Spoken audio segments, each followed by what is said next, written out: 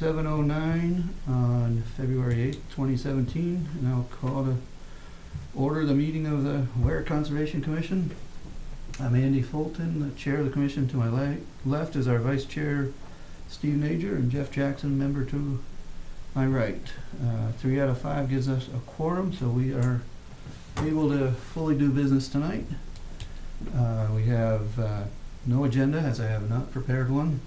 We have just a couple mail items and anything from the email, which I don't think was very much, so I think we're pretty clear that we just have a couple items of concern today. And first off, with our guests in attendance, and ask Chris Wilkes to come on up to the podium and we'll get you guys taken care of. I appreciate your willingness to come back and explain this. It wasn't something that I've experienced before, so tell us about the, I guess it's a compensation for wetland impact. I have, and maybe just give us some history on the basics, like why this is a consideration. I was going to just give you guys a quick update on the redesign changes of the project, just so you're aware. After we submitted the wetlands permit app to the state, Eversource realized or determined that the gauge of the wire being designed for the overhead line wasn't appropriate moving forward for their distribution line projects. They wanted to use this 3-phase configuration, which I guess is stronger for storm events, or if there's a tree hazard falling into the line, it's less likely to create an outage. So they went back through the design and basically incorporated this new type of overhead wire, which essentially didn't make a huge difference, but it shifted some of the structures one way or another because the spans needed to be shorter because it was a heavier wire. So actually, it turns out in the town of Weare that it reduced wetland impacts, so it's good news. Not much to report there, but it really it went from, I think, 11,955 square feet of temporary impact down to 11,767. So we still were able to maintain that no new poles were going to be placed in wetlands and that all poles were going to be removed outside of wetlands and placed in upland. So it's good. We were able to continue with that commitment. Access didn't change at all. We're still looking at the same access routes in and out.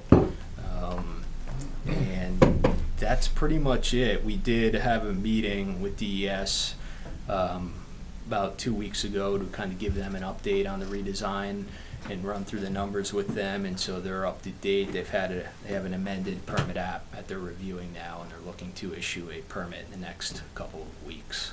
So that's the gist. If you guys don't have any questions on that aspect of the project, I guess we can move on to the mitigation. I brought Sherry Treffry from VHB, who's been working on this project as well, who's actually going to run through kind of the mitigation aspect with you guys. She can explain the history and kind of what's available for potential for mitigation opportunities and answer any questions you have. So I'll turn it over to her if you guys are good with me. Good. All right. Go ahead. Sorry about that. So if there's no permanent impacts at all, or just temporary impacts, just curious, where's the mitigation coming from? So it comes from the Army Corps permit, Section 404, secondary 404 impacts.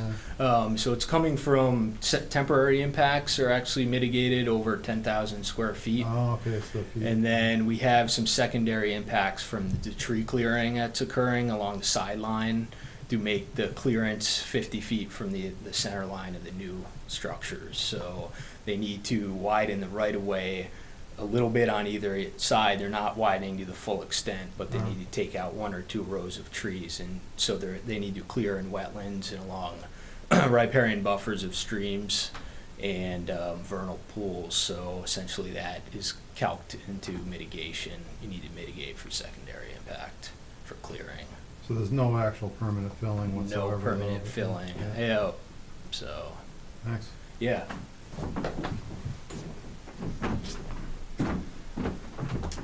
Hi, as Chris said, I'm Sherry Treffry. So Chris did a good explanation of it. Essentially, because it's temporary impact, what it really trying to get at is that temporary loss of the functions and values of wetlands, both from the direct impact from the actual construction itself, and then from the secondary impact, changing a wetland from a forested wetland to a scrub shrub or emergent wetland. That's going to, you know, in perpetuity be a different type of wetland and provide different functions and values than a forested wetland would. So there is the Army Corps issues a compensatory guidance, mitigation guidance document that they use to assess sort of the percentage of those types of impacts that need to be mitigated. So we went through and calculated, you know, the total level of impacts in the town of Weare for those various types of impacts. So it's temporary impacts are mitigated at a 5% level.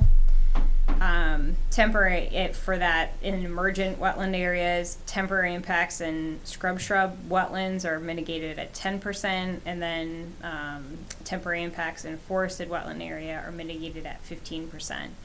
They give 10% for direct temporary vernal pool impact and 15% for buffer zone impact to vernal pools, riparian buffer zones, and then for tree clearing activities is 15% as well. So we apply those percentages to the total level, the total number of square feet of impact.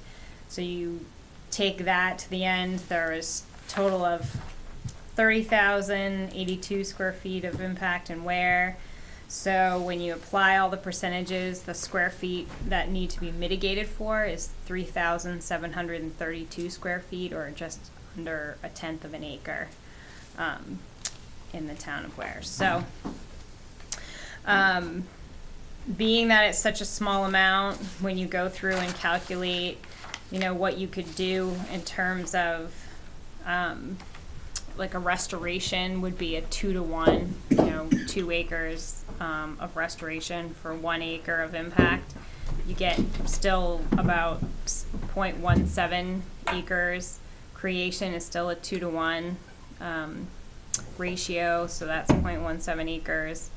Enhancement is 3-to-1, so if you were going to, if a wetland was degraded and you were doing some plantings and enhancing it, that's about just over a quarter of an acre. And then preservation, upland buffer preservation, that's a 15-to-1 ratio, so then that would be 1.29 acres. So those are the type of in-kind mitigation projects that you could consider for the town if you had something that met one of those criteria. That would be something we could consider. And then if there wasn't anything available there, the project would go to in lieu fee, which would be the donation of a percent of a dollar amount to the Aquatic Resource Mitigation Fund that's mitigated, that is administrated by DES. So that's $13,587 would be put into the ARM fund for this project, and then those funds would become available for any, it would be in combination with other funds that would be available. How much was that again? $13,587. So if that's the amount we have to work with, if the commission was willing to take an existing town-owned parcel and let PSNH pay for the easement fees to get it like in the conservation easement so that the wetlands were permanently protected, would that work? Yeah, so it has to be an in-kind project. Yeah. So you could, that would be an upland buffer preservation project. Yeah. And so, you know, we would need 1.29 acres of that parcel to be considered for as an in-kind project. You'd have to do all the requirements, survey. What would you do all that? Easement. I'm saying not us. Right, well, it would be part of the project. Right. Yeah. So the difficulty with this project is the timeline, because they're planning on going to construction relatively soon. So the project would sort of have to be teed up and ready to go I don't So- know if you have something. Yeah, so we already have a warrant article that allows the Conservation Commission to place any of the town forest or conservation lands in easement. So, essentially, I think, a GIS analysis of suitable parcels that are not already fully protected. Because, you understand, like, Mhm. conservation and town forest is sort of a level of protection, but it's not necessarily permanent versus, it can be brought out by the vote of the townspeople, but if it goes under easement, then essentially it's permanently protected. So some of our parcels are and some aren't.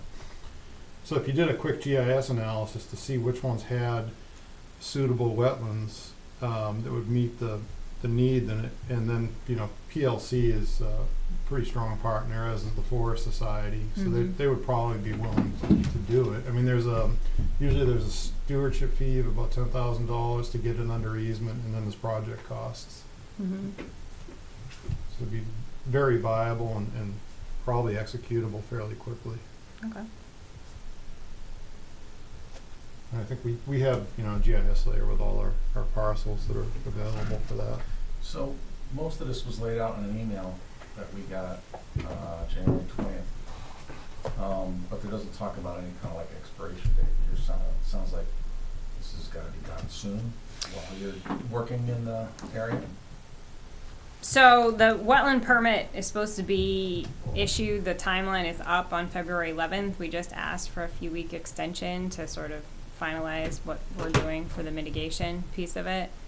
But I don't know if Kurt, you have more information in terms of schedule, but we're, I do not.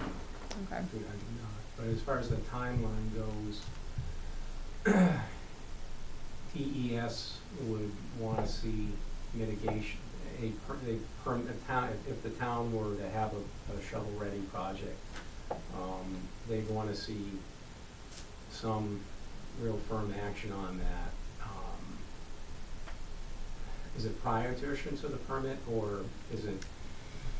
Yeah, so they would, the agreement for DES to issue the permit, they would have to get the parcel, do the GIS analysis, and get some information that they could circulate to the federal agencies, because ultimately it's the EPA and the Army Corps who decide to accept the mitigation.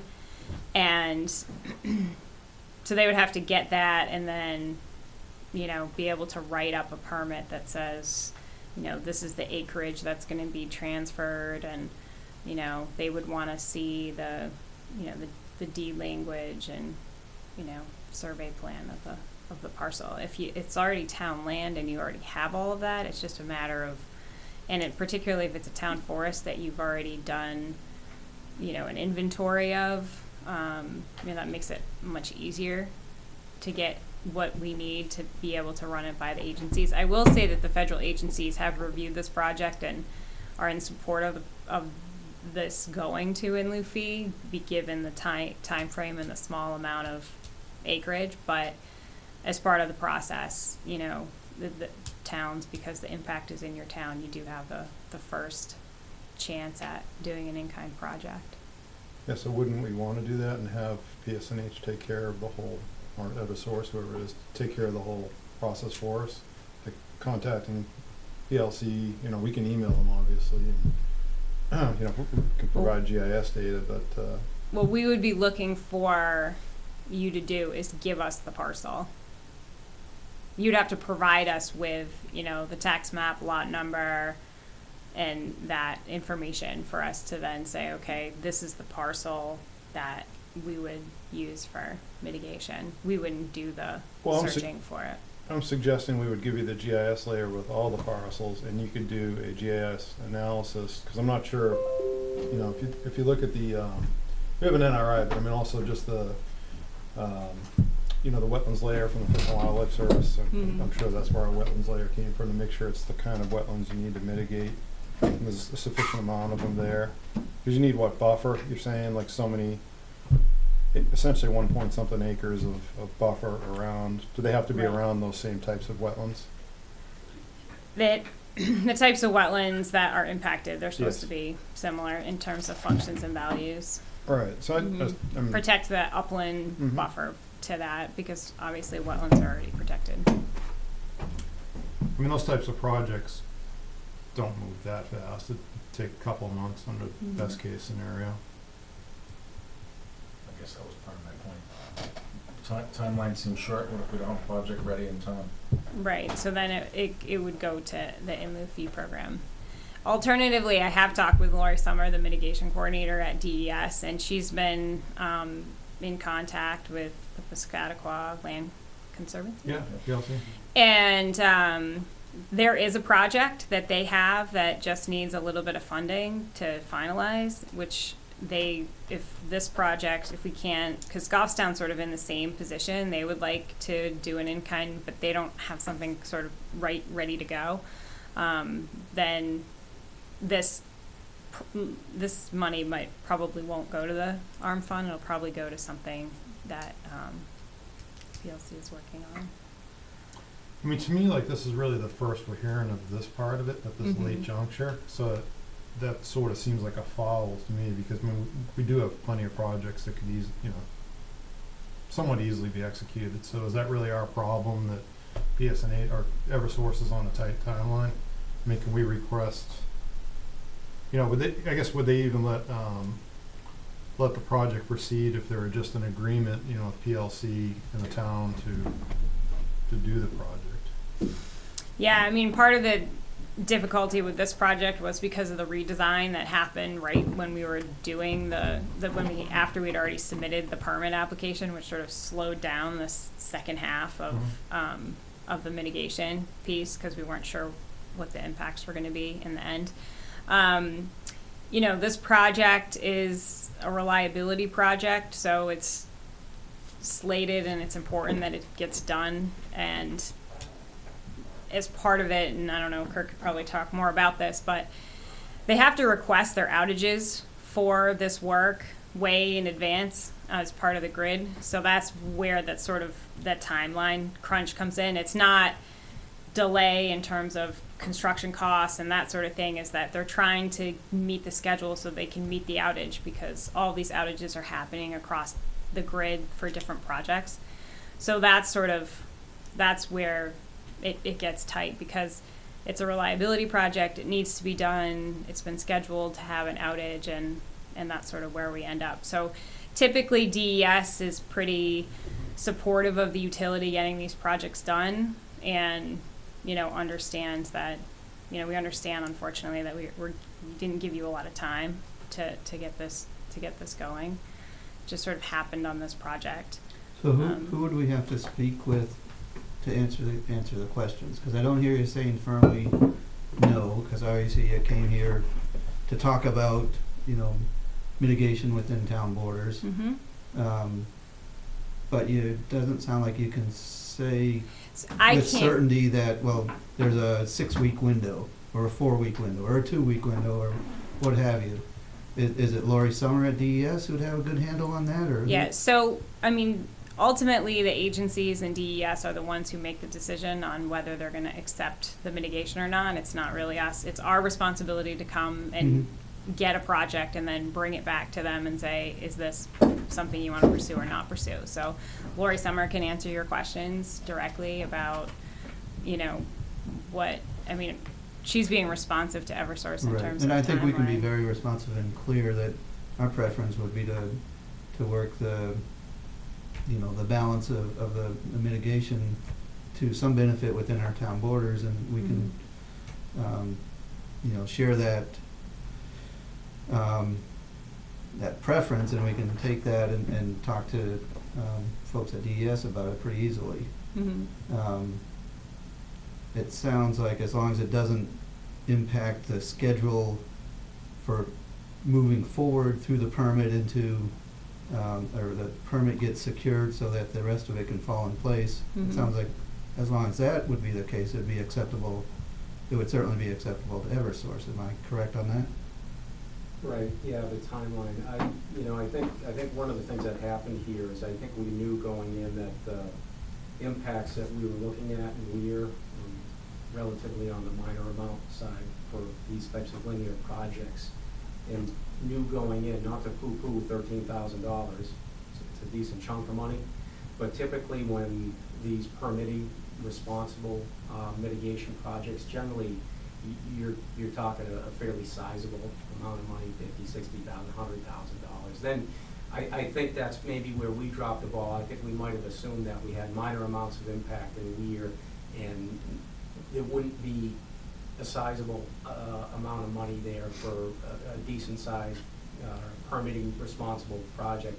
I know, having been to the last meeting, you guys are very active, and you guys are, are able to do a lot of things. A lot of commissions just, don't have the, these types of ready, things available to them. So probably a lesson learned for us in terms of knowing how agile you guys can be. That even a minor amount like this should have been something we should have probably looked up well in advance, to come to you guys and say, hey, do you have any ideas for this? So when you're in that lower amount range, I think it's sort of the foregone assumption, yeah, it's going to go in the ARM fund. Don't worry, it's going to go in the ARM fund. If we can't get something going here for permitting responsible mitigation, maybe one thing we can do is maybe Eversource can ask VHB to help you guys scope out an ARM fund grant potentially, or set aside some budget to work with you guys to get something ready, for the ARM fund, or for the next time that there is, a mitigation project in town. It's a little confusing to me, like whose option this really is, because, here you are in front of us saying, here's a couple things that we can do, including the $13,000 to do a project, but oh, wait a minute, we didn't leave enough time to do it. So I mean, my outlook is, why even mention it? I mean, if that's something that's our right, that's what I'm not, as a commission, as a town, if that's something that is absolutely available to us, and we're saying, yes, absolutely, if we took a vote, yes, we absolutely have a project for you, is it PSNH or, Eversource's option to walk away from that? Or can we, say that we absolutely want to do this, we have a viable project, so how can you walk away by just throwing a donation somewhere else? It's really not Eversource's decision, it's the regulatory agency's decision. It is? Okay, so that's absolutely their decision? Yes. Yeah. Yeah, I mean, if we could cut you a check for $13,000, we'd do it right now. Unfortunately, that's not how it works. You have to work within DES's parameters and Army Corps' parameters for the things that it's kind of a shame, and it would be nice if that's how it worked. Right, and I will say that, the reason why the ARM fund was created, and I will say I've done a number of these projects with DES and Army Corps and EPA, and they wanted to get away from small preservation projects because that were part of the larger state mitigation, because they're hard to track, they're hard to monitor and make sure that they're being protected, and they wanted the greatest amount of impact across the board. So that's why they sort of went to the Aquatic Resource Mitigation Fund, so they could leverage all of those funds across several projects, because most projects really don't impact that much wetland. So when you take all these little pieces and you put them together and you put the money into the fund, then you can do 15, 20, 50 acre or more projects.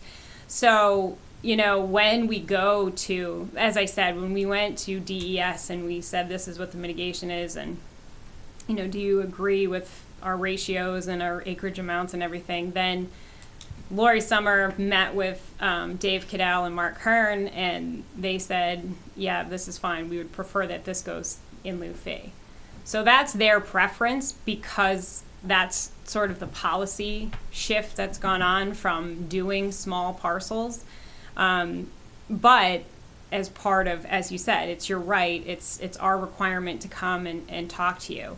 But that's sort of how we kind of we're getting that feedback from the regulatory agencies, that they want to get away from doing small parcels. And I'll tell you, on a larger project that I did, I brought 15 different options to the EPA, and they didn't like any of them. So in Weare, though, we're not talking small parcels. We're talking 500 acres that could be thrown right into a conservation easement, just using that as seed money to take care of it.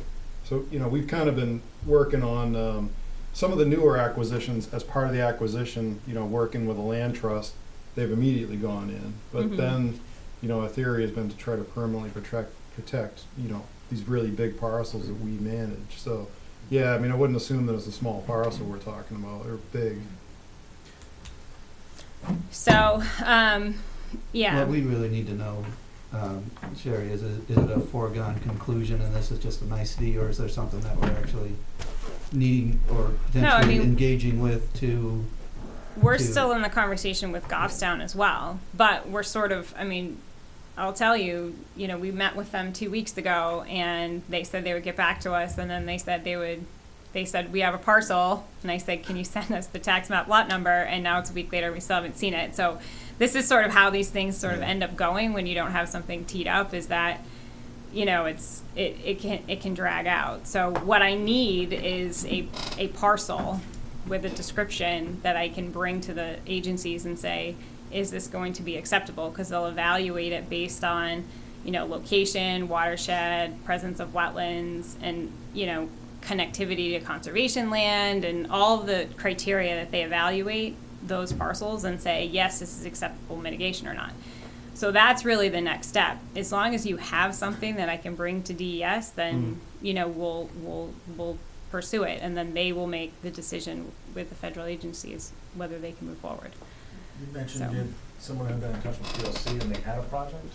Lori Summer, the mitigation coordinator at DES, has been reached out to PLC because of this project and asked them if they had anything in the area. I don't know what parcel it is, I don't know where it's located, but she said that if the towns didn't have anything, that, they just need a little bit of funding to finish that project off.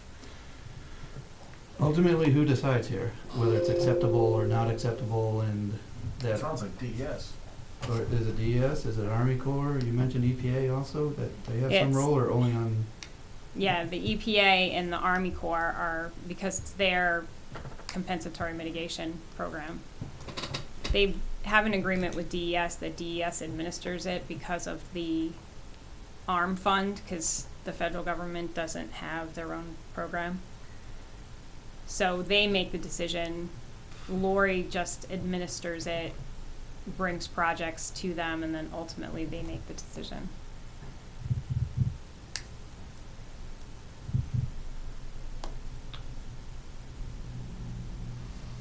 But if it doesn't involve the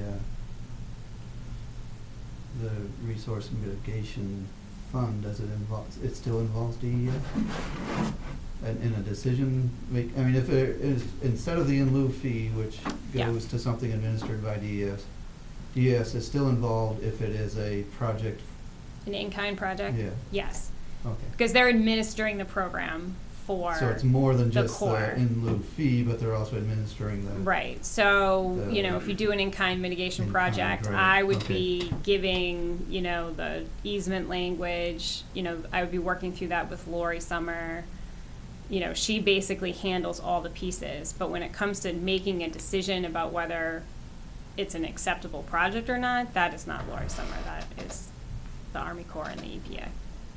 So what about all of Bartlett Brook? That's 3 parcels for, if you had to just throw out one that doesn't have any issues, then it's all blazed going all the way around. That's 109, 7, and 21. Mm-hmm. I would say throw a couple parcels out there and have at it. Yeah, I've got this whole book and page list from all of the town forest lands. Mm-hmm. We got it all nailed down. We've had them all blazed. Something like Bartlett Brook has connectivity with the Farron Pond area, so PLC is going to jump right on that. Most of these big town forest parcels, that PLC wouldn't have any problem at all with them. And we've already done a bunch of work, as far as just actively managing them, making sure all the boundary lines are nailed down, there's no encroachment. So we got all that stuff. Right. Yeah, that would be great. So is there some description that says exactly what you need to bring to Yeah, I mean, so if you have, can print out the GIS map of the lots that you want considered, and then just sort of kind of a project description of, what you need to, it sounds like you're just buying conservation easement rights, is that it? No. We own these in fee. Right, but you So you're need giving conservation restrictions. Yeah, you'd be giving PLC the easement on it to make sure nothing ever happened to it in the future. It's not, and typically like an easement with them, we continue to actively manage for forestry. It's just essentially giving away the development rights. Yeah. And we've already got a warrant article that's approved to do that. So it would just, sort of be a description of how that process would work, that you own the parcel and you would want to transfer the rights to PLC, and, you would need this amount to do that, and, a description that it's already been blazed, you've been actively monitoring it, all of that stuff. And and essentially what, you could just write it up in a letter, because what the requirement is in the regulation is that DES receive a letter from the town saying that this is the selected project and that this is in line with your conservation plan, and then a project description and a map. What's part of that for wetlands?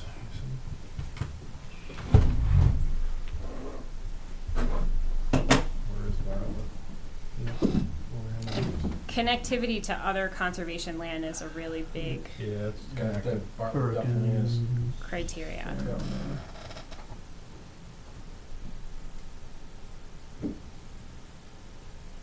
Do we have one that's just the town forest or town conservation? Let's see, where do you I think the answer is we'll find a couple. Okay, Yeah, easily. sounds good. So, you can just send that to us electronically with a letter and a couple of maps and that description, and you can send it to Chris, and then we can forward it on to DES, and we can copy you on the correspondence so you see, Get PLC's buy-in on it. Yeah, we need to check with them. Yep.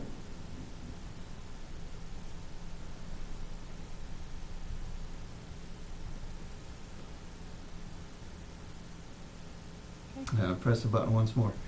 Time frame though, I've heard quick, I've heard we don't want to delay, but really what, is there a month to work on this?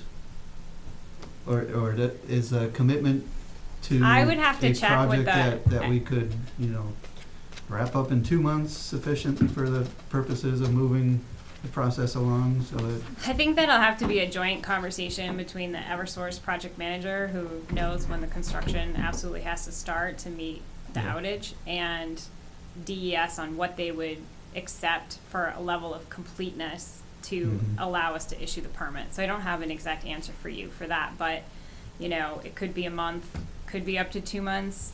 I wouldn't say it would be more than 2 months. They had planned to start construction at the end of February, so we're already sort of pushing the timeline out. So they were going to start tree clearing. So I'll have to check with the project manager and then get back to you. Yeah, But I don't think that we should not, I think we should move forward with this, and we can have that conversation concurrently. Sure. I think the answer is tomorrow. That's our preference. That's what I heard. Yeah, as soon as possible in caps. Again, I'm sorry that we're bringing this to you at the 11th hour. The reality, though, is you brought several projects, even larger projects, and they were rejected because they weren't complete, or they didn't fit the guidelines, whatever they are. They weren't associated with another easement area or another conservation parcel. Is that typically why they're rejected? Good question, Jeff. Yeah, like I said, I don't make those decisions. Oftentimes when I've seen things rejected, it's because, they're properties that aren't connected to conservation land, so they're sort of isolated. they are already disturbed in some way. They're all wetlands, so it's already protected under the law. They're landlocked, so there's really no development potential. Those are typically the types of things that, that sort of the EPA says, and the Army Corps say, let's really, are those lands really going to be developed, or do they have any really natural resource value? Yeah. Especially if it's, a lot of times I'll see like there's a conservation parcel and it's just surrounded by development. Yeah. And, you're just creating fragments. And what they really want to do, like I said, is sort of a watershed-based approach where you're protecting the largest amount of contiguous area to create good wildlife corridors and that sort of thing. So, that's why Lori's worked so closely with a lot of these land conservation, land trusts, because, they're operating in those sort of big-scale projects.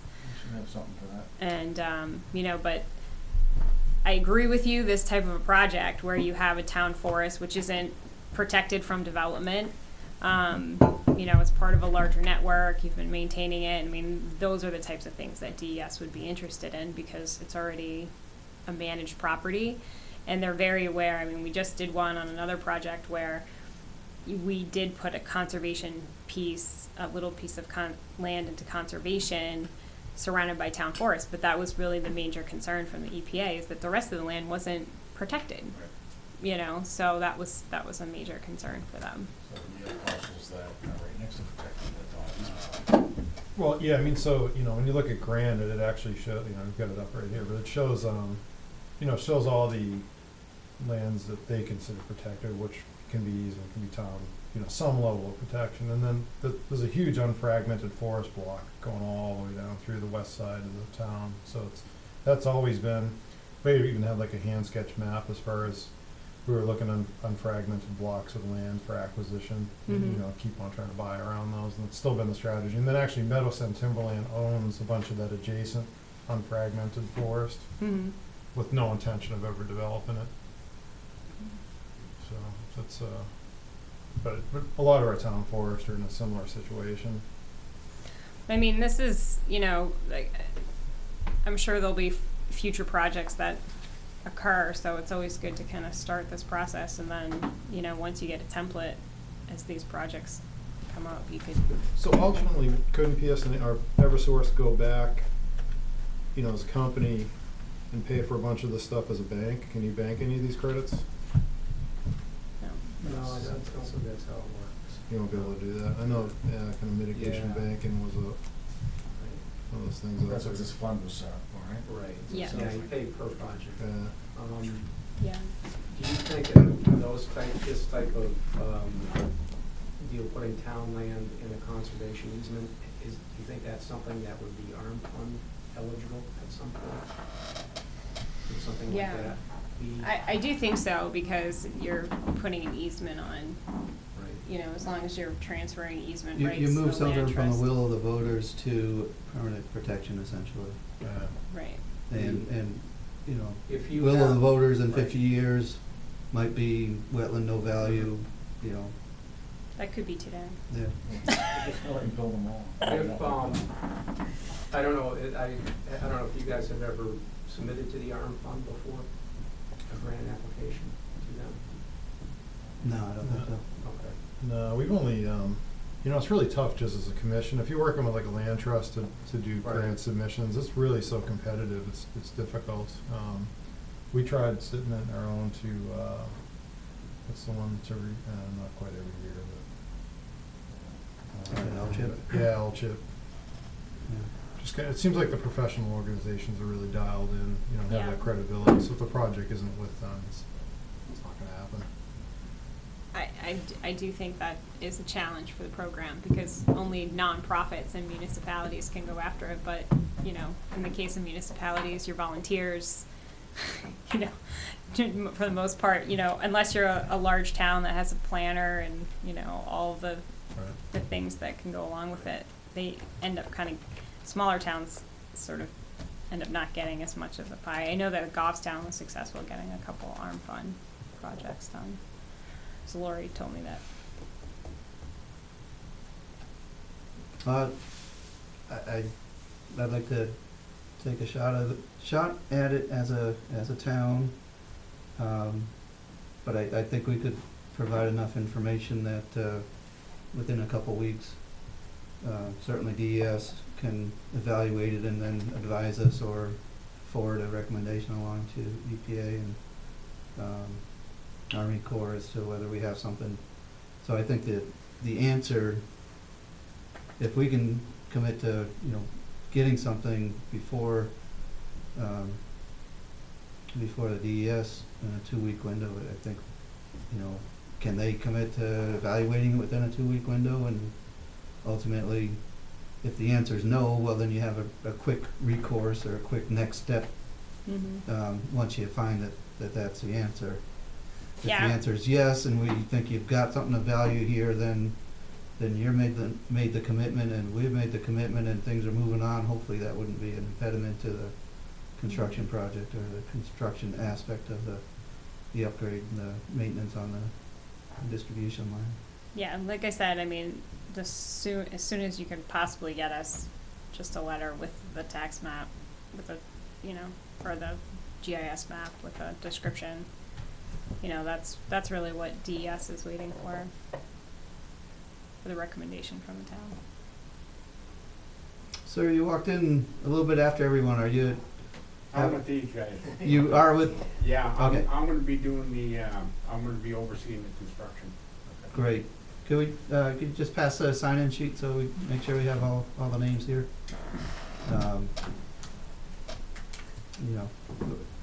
Essentially what I envision here is we're just gonna give this a few minutes here and try to do just that. And I don't think we need to ask any more questions, or expect that you guys hang around while we, knock this around. It'll be a pretty significant piece of, the meeting tonight. Fortunately, our agenda has room for it. Excellent. Thank you. Thanks for your time. Yeah, thank you. Chris, do you want to? Yeah. Some pretty big wetlands on the other side. Yeah. Oh, the wetland goes right off the top of my head. PUD, clustering something else. It's the National Wetlands Inventory map, and then you got, that's a code that relates to the coordinate classification system. So PUBH, I'll pull up coordinate. What's going on, Jim? All right, not too bad. What was that? Fair and bond right there. Unconsolidated, probably. Or, let's see. Yeah. So what's the Bartlett piece? Okay. Yeah. It's connected to the PLC part or the piece in the back? Steve, you mentioned the three. Well, this is the landlocked part right here, right? We can't cut because of the pond there. What's that?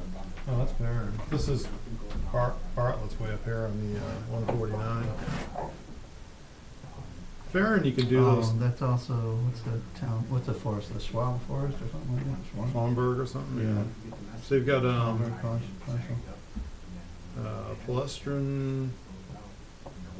UB is unconsolidated bottom, and then what was the rest of it? Yeah, you're right. That's where the medicine is. Unconsolidated bottom. H. What is the H modifier? Modifiers. So it's a website. Permanently flooded. So that's a pretty good wetland. Unconsolidated bottom, permanently flooded. No, it's right on the edge of it. And This one here? yeah, this one down here. Yeah. So there's a pretty fair amount of wetland in there.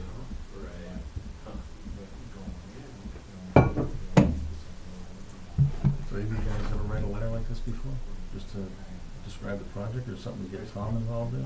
Well, we'd have to ask. The problem is we need to ask them. Yeah, if they 2 months ain't happening ever. A good thing would be a email to Lori Summer to say, hey, we've got a bunch of different town forest parcels. And we could just send her the book and page list that aren't protected. Is there a permit application sufficient? Chris, do you have something that, concise description of the project or pamphlet or something in it? I know you gave me something a couple months ago, but I didn't think at that point I needed it. So if there's something I could walk over to Lori with, as I work at DES and say, Lori, this is what we're responding to, this is what our Sure. idea is. You know, I could talk to her as soon as tomorrow. And You can take one of these. This is Okay. basically the bulk of the permit application. Okay, This was the, that would be helpful. when we made the redesign, I basically went through and revised the narrative and everything, reflected changes, and so, and then I made it this DPS. It has most, you know, it has the bulk of the narrative, everything in there. It doesn't include some appendices which didn't change, so. But But right, that, this will give you a it'd be the full-on narrative reference, description. right, she would know exactly what I'm talking about as long Exactly, you know. with that. Thank you. And, actually, if you look up, you can reference the file number too, DES file number, if you do a quick search under the Yeah. Wetlands Bureau website. Okay, So, all right, thanks. all right.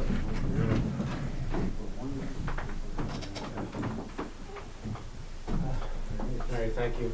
Thanks for your time. We're good. Can I have one question? Absolutely. I live in town Weare. And- We work for you, except you don't pay us, so. No, what Yeah. it is, I don't know, maybe about a year or two ago or something like that. I live up on Route 77, right on South Road where it goes down into the Weare Town Forest. Yep. On maybe on the west side. Yep. Are they still looking to do conservation land right in there? If the I got parcel's big 20 enough. acres Yeah. in there. And, I was just kinda curious, We're always looking for folks that are interested in, Yeah, in working with us, because, so. I don't know what it would do, because my 20 acres includes where my house is and Mhm. everything. I don't know, take off 5 acres and then put 15 acres in the conservation easement. I have no problem with that. Because I don't ever plan on wanting to build in there, but if I ever sell my house, Right. maybe somebody else would, Right. at least Yeah. stay protected. Which side of the road are you on? I'm on, you know where Eaton Cemetery is? On the, On Route 77? that little cemetery. Yeah, that's- the little yeah. cemetery, Yeah, that cemetery in yeah. Weare. My house is right below it. Oh, really? So And, then, and you got South Road, it's a class 6 road yeah, that yeah, goes down. it goes down into the fields there. and Into so- the yeah. field where Knoxville Farm used to be. Yes, Yeah. Shepherd Hill Well, on the right. right on the east side of Sugar, or the South Road So, yeah, is, I've got 20 acres in there. It butts up to Isley's. yep, Isley's in there. yeah. And, if you're interested, I'm more than willing to put it in the conservation easement. We had a discussion with the Isleys, and we didn't have a great match at that time, but I think we just kinda left it as something for future consideration. Yeah, so, if you ever decide or whatever like that. So I've got, just so I'm totally clear here, I've got this Google Earth image up here. Yeah. Can you just help me zoom in on where you're talking about? Okay, South Road, this is, okay, my house is right here, Alright, right there. South Road goes down. This is, used to be my neighbor here, but he's moved. South Road, my house is right here, and I got 20 acres that goes down. back in there, yeah. Right in there. Okay. And, Isley's is, he borders me on here and then in that way. Then it goes into Knoxville Farm, it's got the big field back Mhm. there. And I know your, Weare Town Forest goes into here, Yeah, and with all the down in there. yeah. Yeah, Felch runs right up into there. So, If you're. And your ever neighbor's interested- place is for sale, is that right? No, Or- he sold it. He did. Yeah, he sold it back He was the there. one who had raised German The German Shepherds? Shepherds and Yeah. stuff, yeah. Yeah, Yeah. Norm, he moved to Florida. There's a young couple that bought it. He's a fireman for, I can't remember if it's Goffstown or Concord. Mm-hmm. Yeah, Well, I appreciate you mentioning so. that. Yeah, so, We'll keep, so definitely keep it yeah, in mind. Yeah, definitely keep me in mind if you ever Yeah. interested, so. Yeah, definitely. Okay? Thank Thank you. you Alright, much. Okay, thank you. I just emailed you the book and page. Okay.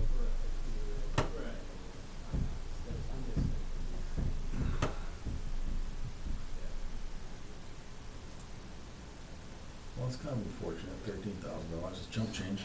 Yeah. Throw it into the fund and then spring around. You know, if you want us to work on it, give us a chance. Don't say, we have to tell you, but you're supposed to say you're not interested, and then we're Yeah, going to, move it on to, that sounds like what we got. state management. Yeah, I think we could do a lot more with it than, one of the southern towns would. I see the logic of throwing it into a fund and doing a bigger project, but Well, maybe if something's not feasible or available, but there's plenty available. yeah, places, for us there sure is. All right, well, as I work over in that building, let me strike up the conversation with Lori and make sure we're not wasting our time. So I don't have it to waste. Yeah, exactly. Good point. That'd be a good hit though, if, just their timelines would be. Yeah, if we're talking a, 15 grand project and we can get a big chunk of it covered with, what do we call it? What's the, in-kind preservation, conservation or whatever. Yeah, you gotta get the money before it goes to the arm, and you don't wanna be doing a grant. Oh, no, because our chances are so low on that. Yeah. I mean, I don't deny that it can do good stuff, and it has. You look at some of their projects here, that's, so much better than a non-compensation, but You we'd look like at to like keep it close to home. wetland creation, or even some of the stuff is just like unsustainable for the long term. You take an old gravel pit or something, try to throw a wetland in it, Right. not good. Wetland and a gravel pit, huh? Yeah, well, I mean, if you're looking to create wetlands, so a gravel pit, sometimes they're dug down pretty close to Well, the. Carl was even talking about that. Old gravel pit. Yes. Talking about that over at the transfer station. He's like, could we just take out another 4-foot lift and let it be wet and become a wetland? Yeah. Genius. Yeah, that's why there's some of those areas. There's one down behind like Tortilla Flats, and I think it's Margaritas in Portsmouth. There was a restoration there, and then there's one like on the side of 101 as you're heading towards the coast. Okay. Yep. Oh. It didn't seem Somebody like just it said was gravel overly pit and successful. wetland, I'm going, how does that work? Isn't that good drainage? But it's good, gravel's gone. Yeah, I think they're kind of counting on getting close enough to the water table. Because the New Hampshire water table never goes down. Depends on where you are, yeah. Oh, I know. Sure. Pockets of water everywhere. Got in the mail. So we've got a notice of acceptance of permit application. This is a shoreline program permit. 132 East Shore Drive. I think that's working on the beach again, I'm pretty sure. On Lake Horace. Oh, the So there's Collins. Collins Landing, yeah. And we got 6 more cents in our Champy fund.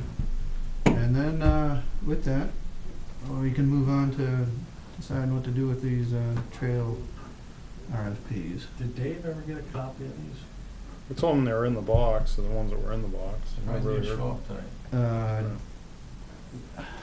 And I pulled out what was in the box, which looked like, Copies. yeah. So the short answer is it doesn't look like it, although, let's see. I hope he didn't just take one, but no, even the copy that says provided to Dave was still there. So I'd say the short answer is they weren't taped up. All right.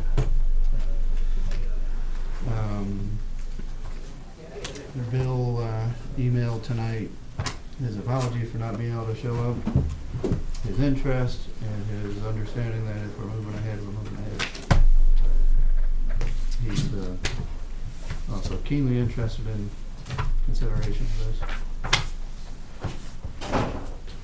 My suggestion is we really ought to move. Yeah.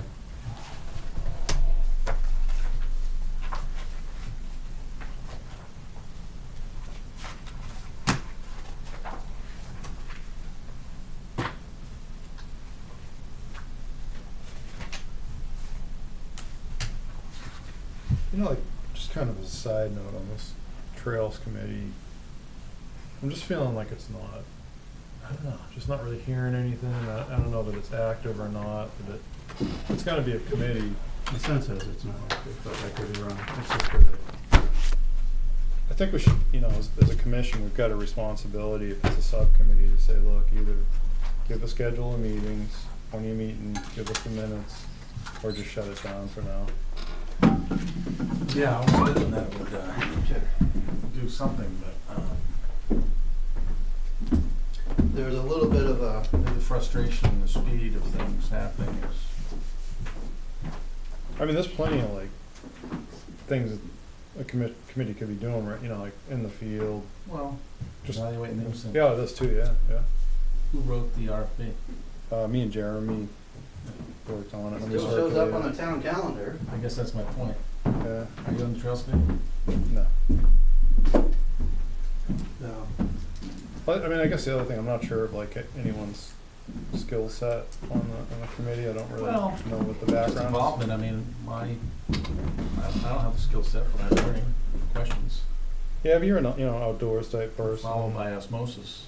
Get an idea Hiker, what- Got some ideas, so. Yeah. I mean, you got interest and I mean, everybody brings something different. You obviously got really strong computer skills. well, I can say it's still on the town calendar for each month. There's a, Surprised they're not hounding us for. I'd like Yeah, to we suggest that we write an email to Dave and just say, are you meeting or not? yeah, I think What's the status? let's do that. Well, I went over these things. I have opinions based on the content, and it looks like the skill set of the people writing and presenting. I'd say that the company that spent the most time actually reading. So I'm actually surprised they didn't ask questions though, because they did a good job of taking apart the RFP and answering each piece independently, and then expanding upon things like there's some weaknesses and this extra work needs to be done. Those the OBP people. And they really went into a lot of detail about, look at, we've done this before, here's what needs to happen. They broke it down into stages,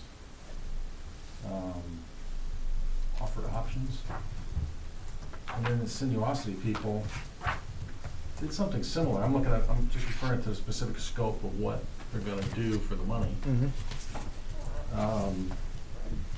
Sinuosity just took a detailed approach, but didn't really break down the level of work the way that the OBP people did.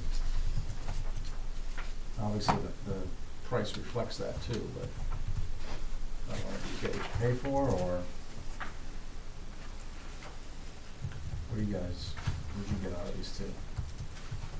I looked at the other two as well, but I mean, by comparison, I think the Kalen people are just a little too far away to dive in, put a plan together, and then leave.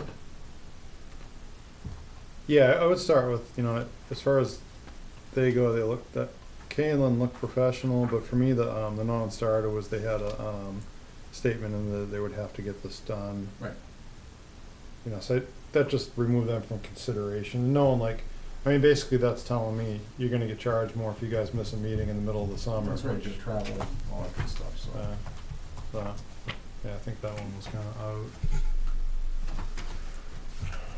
I really felt like kind of narrowed down to the same two you just discussed. I mean, for purposes of discussion, I wouldn't mind just focusing on those two if everyone had that same feeling. But That was- Andy, I did- Yeah, I concur. yeah, I did look at all four, and that's what I came up with.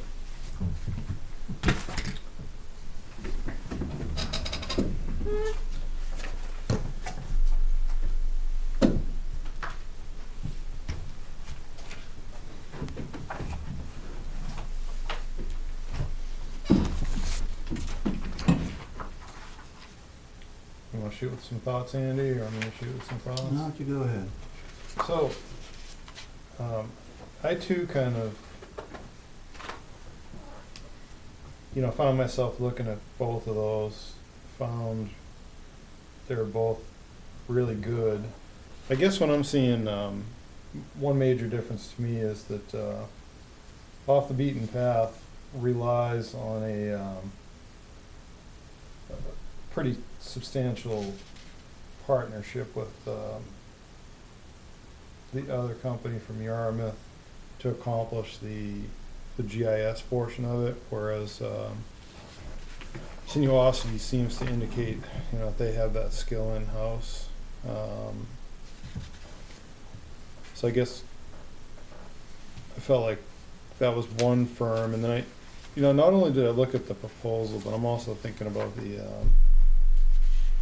sort of the follow-on long-term, and just looking at the resumes, looking at the work that they have done. I think the Sinuosity was a little bit stronger because they have that cadre themselves, without having to sub it out. The company that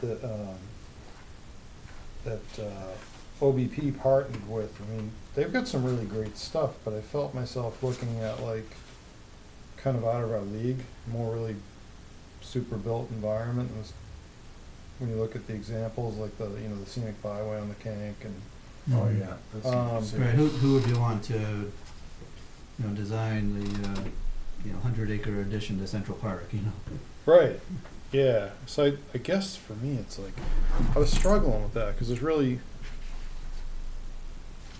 looking at I think there's some shortcomings in Sinuosity's proposal. I'm concerned that they might have undershot it a little bit, but also I almost thought, well, worst comes to worst, even if you even if you doubled the cost that they proposed. Yeah, it'd still be half of what. Right. So I think you could make some adjustments if you need to. So yeah, I was really curious to hear what you guys thought. The projects that OBP did definitely are, some of them are out there. I think the long-term planning part of it, again though, they're relying on a partnership. That partnership disintegrates with this other company, then who's going to do that portion of the work? Are we looking at this for, develop a plan, implement a project, go back to the plan, implement another project, and when we go back to the plan, are we going to have to rely on these guys to modify based on, 5 years from now, whatever happens? Or are we just going to take the plan and run with it? My hope was No, we need much more than a plan. Yeah. We essentially need a trail manager, someone Right. who's So it's my conceptually and assumption. professionally engaged to the point where they can say, that idea that you wanted to run by me, here are the things I'm concerned about, or you're, you're looking for someone to complete a project, and you're like, we're gonna get this crew to do this thing, what's your feeling on it? Somebody would be able to say, yeah, that's a real good match for what you're interested in, or yeah, they're my experience has been they really focus on, some other aspects, and it's the value added in the relationship and the sort of the management, ongoing management part that I think is as critical as just the product to start with. Yeah, Jeremy's like really the optimal situation. And we throw so much stuff at him because we can't do it. We don't have the time to deal with it. And he's intimately familiar with the property too. It's not like yeah, well, anybody's walked more of it than he has. Yeah, he's done a lot. He's really skilled. So that same sort of relationship, I think, was my frame of Well, reference. I think if we have narrow it down to two firms that are, responsiveness is relatively equal. Two firms whose skill sets are comparable, although one maybe relies more on a partnership. And, one of them's looking to work at a lower cost expectation, then, you know, that speaks pretty loud too. I think when it comes to actually doing the project, from the, I mean, they're both based, hourly cost is the same, just that one assumes there's a lot more work than the other. Yeah, you know, we don't really, I mean, we have a lot of parcels, but not really that many trails, so I kinda wonder about that. Well, they both talked about inventory and then developing a plan for the existing trails, with connectivity to a larger trail network as part of the planning piece of it. I know OBP mentioned that, you know, put a weight based on connectivity to a larger trail network. And I don't even know what that means. I mean, I know what it means, but I don't know what it means in the town forests where there's trail potential. Like Farron Pond, you gonna get down to 149 or you gonna get over to? So you already kinda, you got all kinds of potential up there because you incorporated in all those class 6 roads. Right.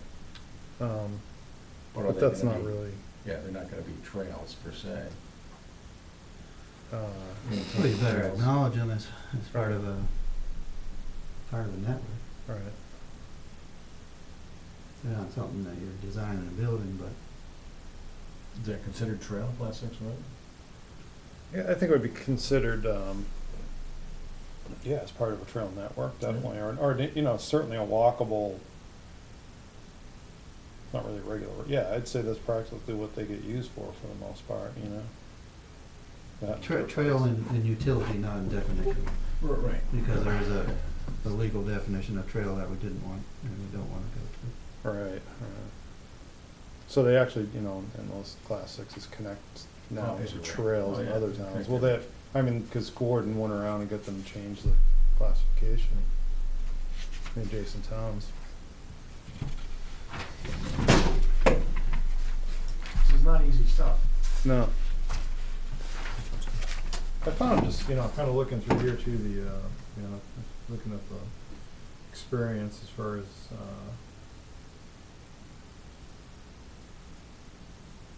there's definitely some. I didn't know, you know, what you said earlier was a relationship. I didn't know if it was okay to call any of these references or, I think maybe a conversation with. Are any of these companies still working or doing add-on projects with any of their references? How long's the relationship been? Yeah. Does that matter in this first stage of doing inventory? Coming up with a plan? I don't know, I mean, you know, looking at this, you know, even the, Scrag Forest, it seemed like an appropriate, you know, level of effort on a plan. I think that's kind of the, maybe what they're saying to kind of get. You know, one thing I'd hate to do is spend way too much money on a plan and Oh, yeah, absolutely. not be able to execute. And let it sit on a shelf? Yeah. Yeah. So if their costs are reasonable on plans, maybe their cost, you know, trying to get some building done too.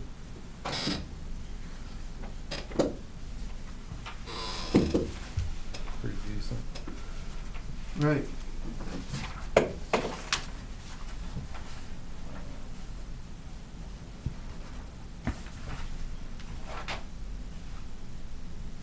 They've got some pretty good clients, and it looks like, you know, state of Vermont, they're doing And they something. got a good collection of clients too. It's not Yeah. like they just have,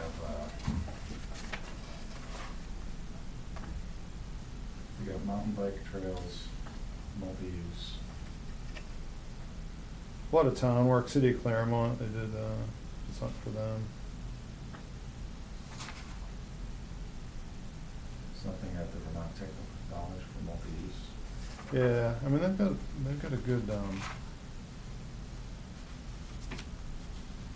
Cross country.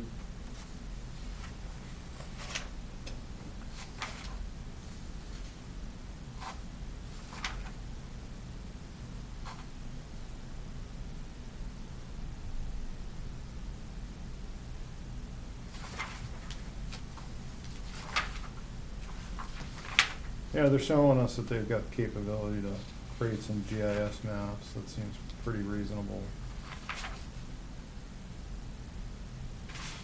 Not sure exactly. I guess that's ArcGIS.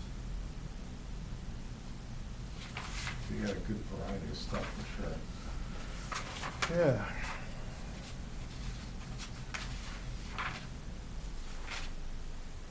What exactly is a pump track? What are they called? On the third page of Seniosity's references, the last page, Scotney Trails, design and construction of a pump track adjacent to the community multi-use trail network. Oh, probably look it up on the computer quick. Same thing with St. Albans, the one below, design and construction of a pump track. PUMP. Yeah, pump track. I saw it, I just didn't. I wonder if that's something to do with skiing.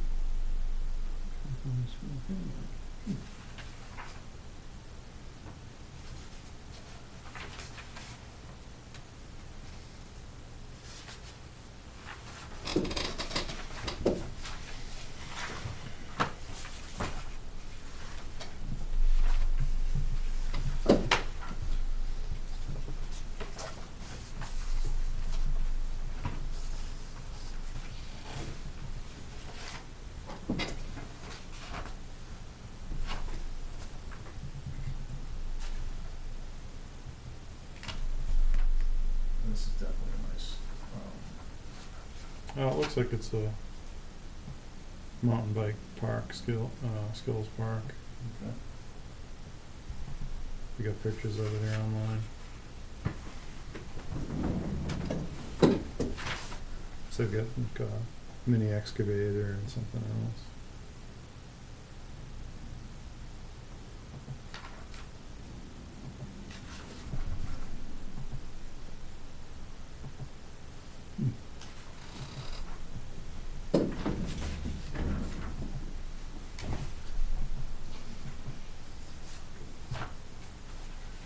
Looking at the,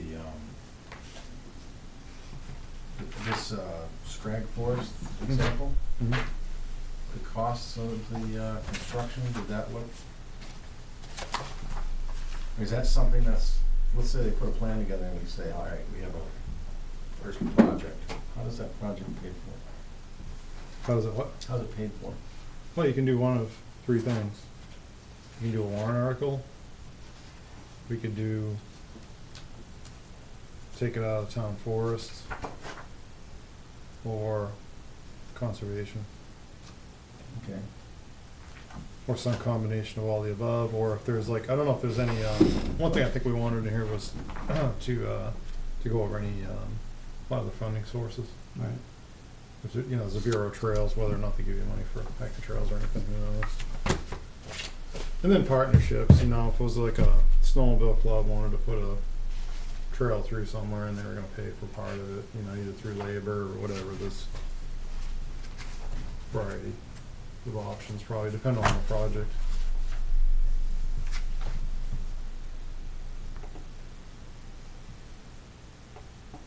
So these numbers in here, well, it's, again, this one project is not huge. The Waitsfield, you know, we're talking $100,000 to put together a project that can spread it over, you know, a number of years in phases. That's not at all unrealistic based on what we were hearing last year. How many, did they give you a total? There's a total here, a number. Distances, but,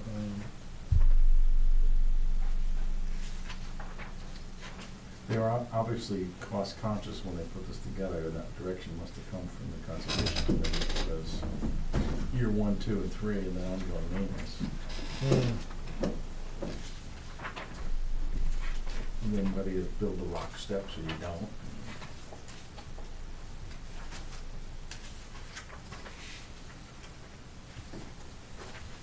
I mean, one thing I would rather avoid in any plan that we do is if there's, you know, the specifications, just tell us where they are.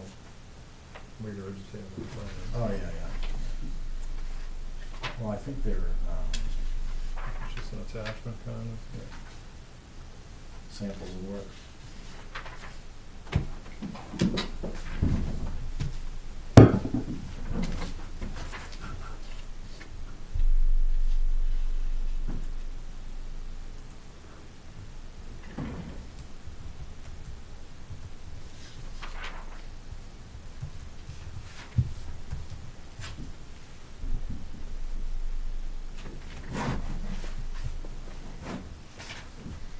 Well,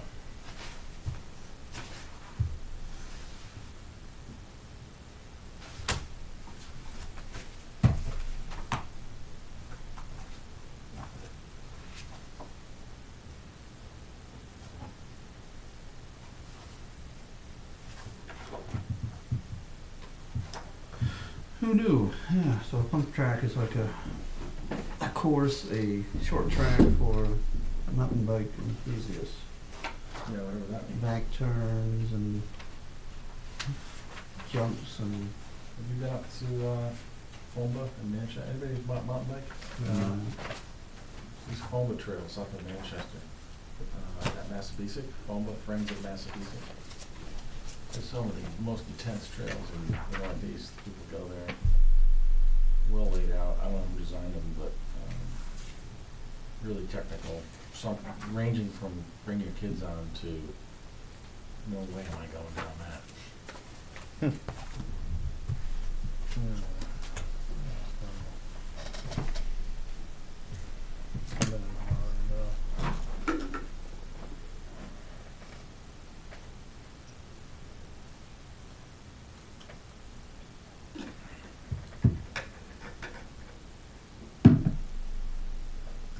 What are your thoughts on these, Andy?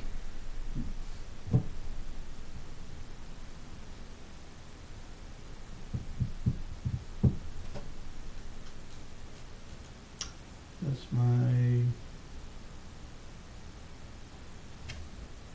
thought is that moving on towards inviting someone from Seniorosity to talk with us next month.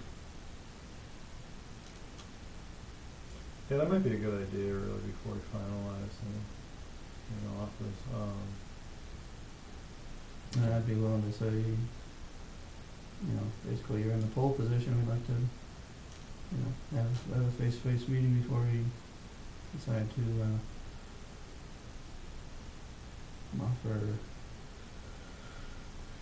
offer a contract or anything like that. Yeah.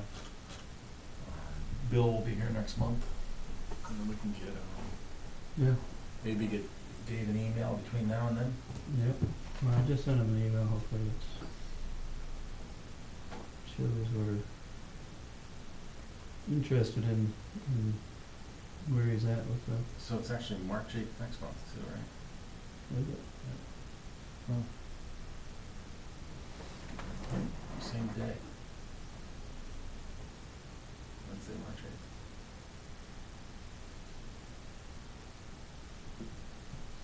I'd go along with that. I think that's kind of the way I'll lean. And I'd be willing to,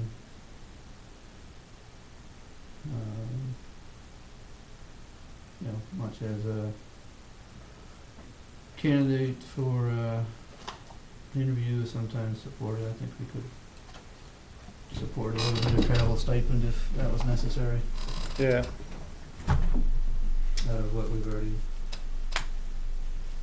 dedicated to, You mean to look at a project or for them to come here? for them to come here. If it's looking like we're heading in a certain direction, I'd certainly say, if there's some travel expenses that need to be considered, let us know and, start seeing where we stand for, working relationships.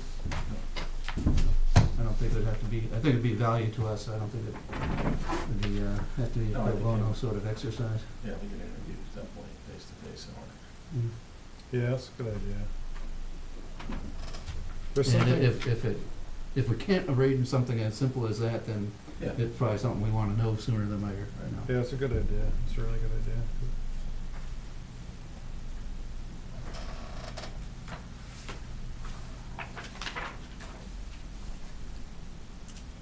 sounds good to me.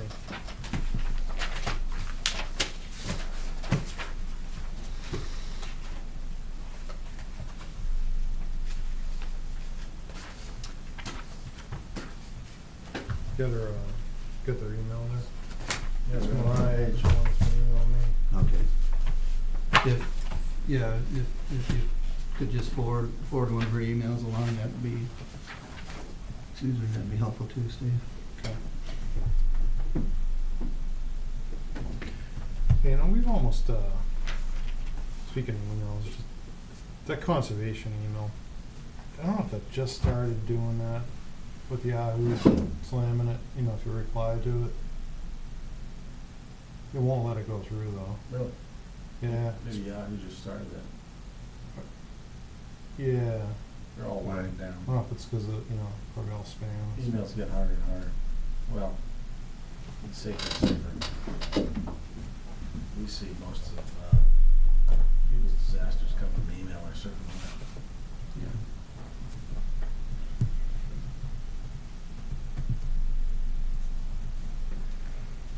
Yeah, so anyhow, oh, by the way, to get rid of that other, to get rid of your other email, it is just like Outlook when you get it up on there. With the X? There's an X, yeah. So I can strip it out of there. What's kind of interesting about this, I thought, was I didn't pay, I mean, I didn't look at the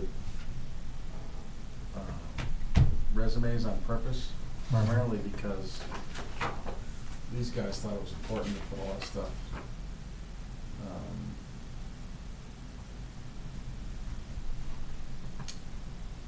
You know, right up front, off the beaten path, and then sinuosity.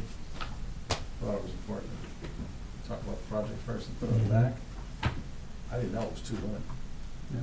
Go, is it? Yeah, I couldn't figure that out. I had no idea until I looked at the resume. I was like, wait a minute, it's Brooke and Mariah. I'm guessing it's too late. Yeah, I think Mariah's. Brooke is one of Brooke those. with an E, it's usually Yeah, it one could be of the either or. That could be a guy. Or,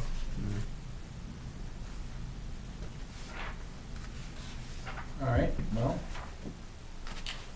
It sounds like a way Progress. forward to,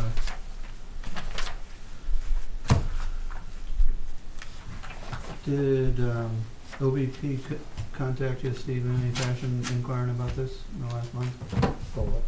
Did OBP contact you in any fashion in the last month saying, you know, where do we stand on this?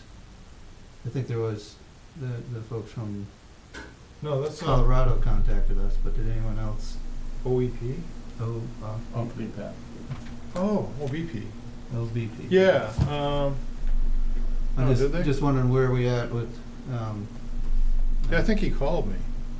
Jed? so it'd Or the be- email. January 16th, he, who do we need to get back to, I think, is one thing we ought to be able to cover. Do we say we don't have a final decision until we have a final decision, which we don't? yeah, you want me to send that or you gonna send that? Let's see, alright, so yeah, last I had correspondence with him, it was, checking to make sure he received it. Said we have your proposal and 3 others, we'll continue the Can selection we process. say, tell folks who are not considering that we're not considering them yet? I wouldn't say these guys are completely out of it, but Right, I think there are two that are. yeah. Yeah, and I haven't heard from, well, yeah, I heard from, alright, so I'll forward this one to you.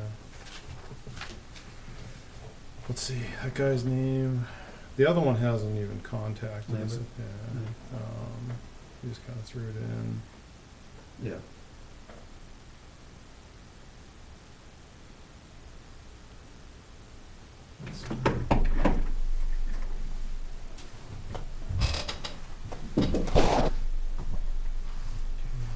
Scott, yeah. So this, yeah, here's his contact right there. Right. So, alright, so.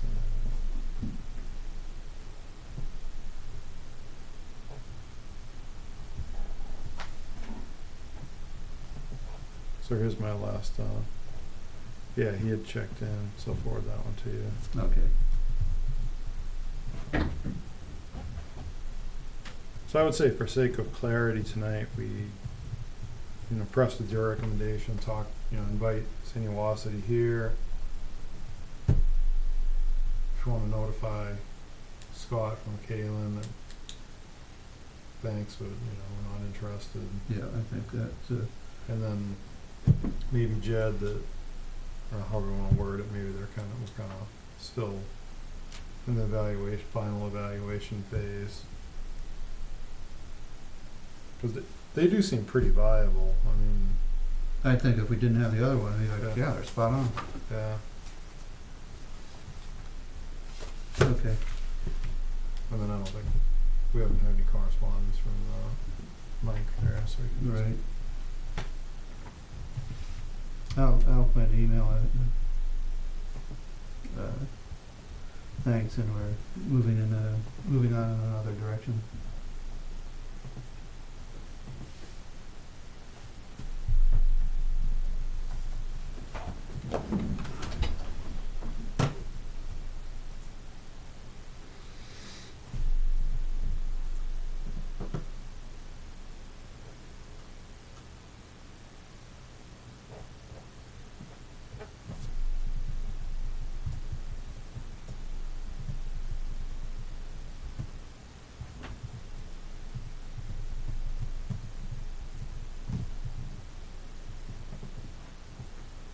So I got an annual report over to Mary. Did you guys see that? I didn't get a chance to read it. I Okay. saw the It did go through good. And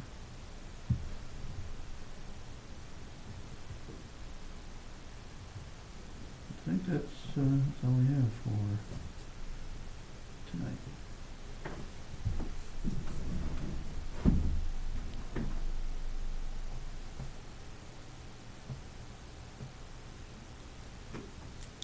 You have anything else, Jeff? Nope, I don't think so. Anything else, Steve? Jeremy's gonna come next meeting. I took a walk out in Eastman in the field and talked to Jeremy briefly about next meeting, possibly think about like a proposal to spot treat any invasives that are kind of creeping out there. I know last year before they burned it, I went out there and I saw burning bush Right. and some autumn olive. So you think about going out there, glyphosate or maybe Garnalon or whatever's appropriate. So hopefully that's just an hourly thing, I guess, and they'll give us an So update. that would be like outside the area of Yeah, the whole for the pollinator project, because that area should already be hit. So just Yeah. try to maintain the rest of the field with that from invasives, even though we're not trying to maintain it for planting Right, pollinator. So if we keep it as a permanent wildlife opening and either, use a masticator or burn it or something every couple of years, what we don't want is the creep of Right. invasive Yep. coverage to get bigger as we lose native veg. So if we can just whack that stuff back and hope, increase like blackberry and raspberry and other natives like, even getting milkweed out there, stuff like that. So, so essentially just go in there with a backpack sprayer and just Right. spot treat wherever you see it. Or sometimes, I don't think there's anything that big in there.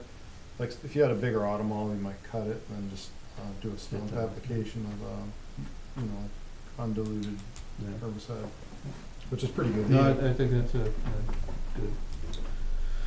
good thing to consider. And so that's something that can be part of the ongoing town forest maintenance, as opposed to needing to dedicate separate funds for that. Yeah. Yeah, definitely. It shouldn't be very costly anyway. No. These guys got their own equipment. Anyone else? Yeah. You see enough pictures of the pump, what do they call them, pump trails now? That Yeah. it's like, all right, now where's that gonna go? We gotta have one of those somewhere. 'Cause but I can see why people would appreciate, Yeah. having it available in town too. You know, it'd be a good spot to stick something like that is down in that, that thing in, That new pit. yeah, Where? the pit, you know, where Alma Schmidt property there, where it was. The new, one off East Road? Yeah, where the ball field's not gonna fit, perfect spot for that kind of thing. Yeah. Oh, you could have, and that could be quite substantial too. That'd be a wicked alternate scenario, wouldn't it? Yeah. Cause I don't think they're gonna get the drainage or anything else. They're that they talking need. about, yeah, and then your reclamation is a design instead of trying to, you know, move in soil or Yeah, plant anything. Good idea. Yeah, cause you know, if you're starting with a mess, you can just move the mess around and make it a Right. fun mess. Right. Save a lot of money there, make everybody, Consider- a lot of people happy. Yeah, there are other, yeah, there ought to be a mixture of a mixture of terrain available for different sorts of use. Yeah, that'd be a If we- really good If one. we can, There's a mountain bike club in Milford mhm. based out of the store that runs a weekly, literally around the state. They, we got lost up in, we got lost because it was dark. That happens. There used to be trails behind Perkins Pond that went up the hill that are all gone over. But somebody in town knew where they were originally, I guess used to ride them, so they took a whole group of people. We ended up in Hillsborough someplace, and, you know, it's like 9 o'clock at night. Oh. It's dark. We're like, well, there's 149, let's start riding. Yeah. Yeah, we remember hiking around up there, there's that class 6 up in there. These were all single track, somebody rode a while back, and the leader, usually have somebody that leads it, you know, they well-maintained town trails. Right. Because, hey, let's go to Weare, we haven't been there a while ago, I live in Weare, you know. Yeah. It was literally coming off a hill at 9 o'clock at night, and it's dark, and it's like, shit. Yeah, that's funny. Yeah, I was out in the woods one night, traversing an area close to home I'd never traversed at night before. And I'm like, oh yeah, just come down the slope and then you come across the brook and then, Yeah. you know, then you're over to the edge of the pond, skirt it to the north and you're home. And I'm like, where I expect to be going down, I'm going up. I'm like, what the hell's that? I'd totally forgotten that this esker, it wasn't huge, but there was an esker right in the middle that I totally slipped my mind, and it was so disorienting, you know. And again, it's just like half mile from home. You think you know your backyard, but Yeah. play in it in the dark, and then you'll get to really know it. It's good Yeah. when you have a compass. Yeah. All right, let's have that final motion. Okay. Actually, our only motion of the night. Anything we need to motion on? I don't think so. Yeah, we skipped the minutes, do we need to approve, review and approve? I just forwarded. I didn't realize I'd received them on the 29th, and so I just forwarded them tonight. So As the draft or as the? as draft, right? I mean, to us or to the? Website. My anticipation was that Tina would be getting them to Maureen to get to the website, and that didn't happen. Oh. So I don't know whether she just sent it to me this time instead of doing that. So at least I got it to you and Bill and All right, let's hold off on this. Lisa. So that's We'll what count for next week. Yeah. Motion to adjourn. Second. Motion to adjourn, duly seconded. All in favor, say aye. 8:42 adjourned. Did you go to the,